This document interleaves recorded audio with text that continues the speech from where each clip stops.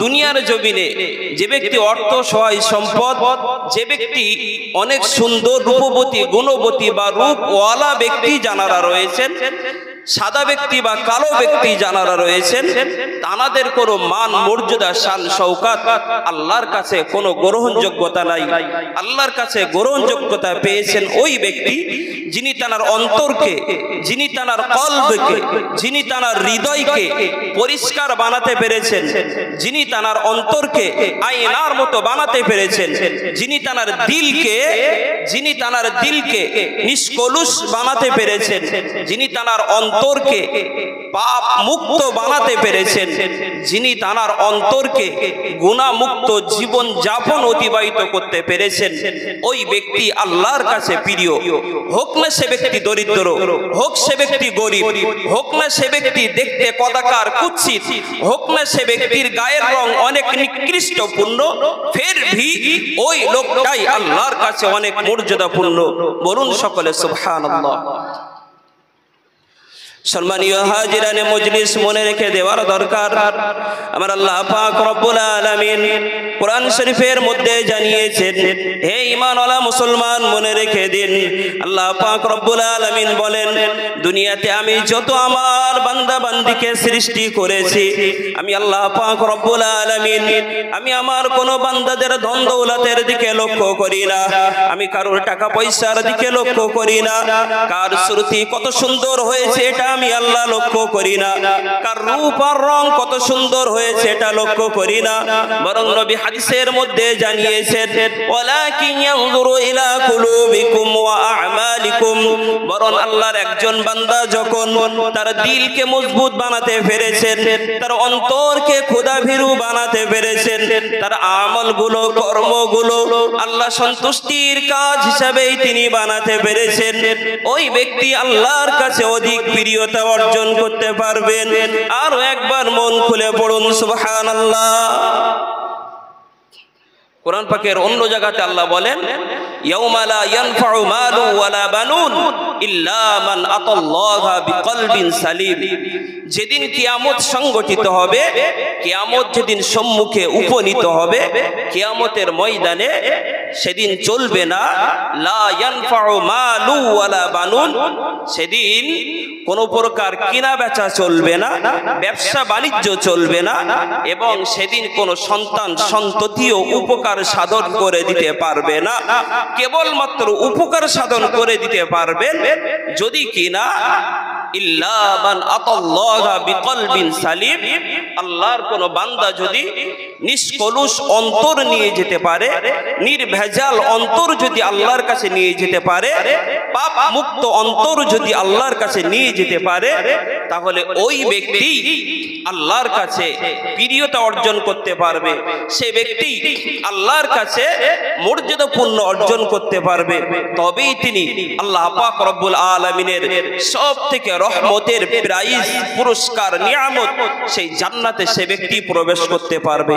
এছাড়া আল্লাহ পাক রব্বুল আলামিনের কাছে কোনো মর্যাদা নাই।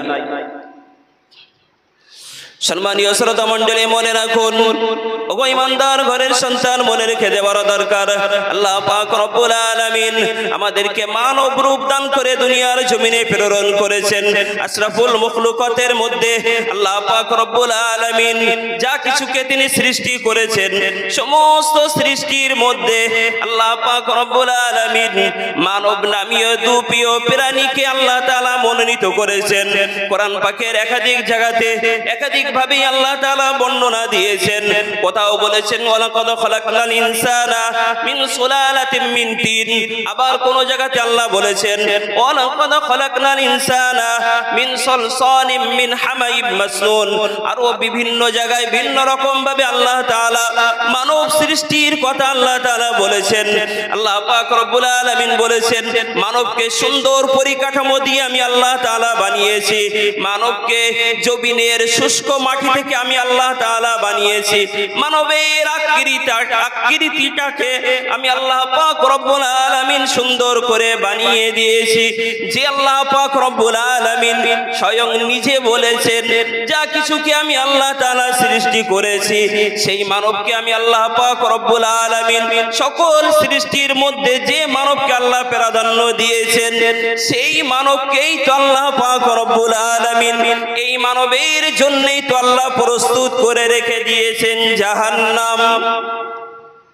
তো যে মানবকে আল্লাহ পাক রব্বুল আলামিন এত সুন্দরভাবে সুনিপুণভাবে সৃষ্টি করেছেন, আবার সেই মানবের জন্যই আল্লাহ পাক রব্বুল আলামিন নির্ধারণ করে রেখে দিয়েছেন জাহান্নাম।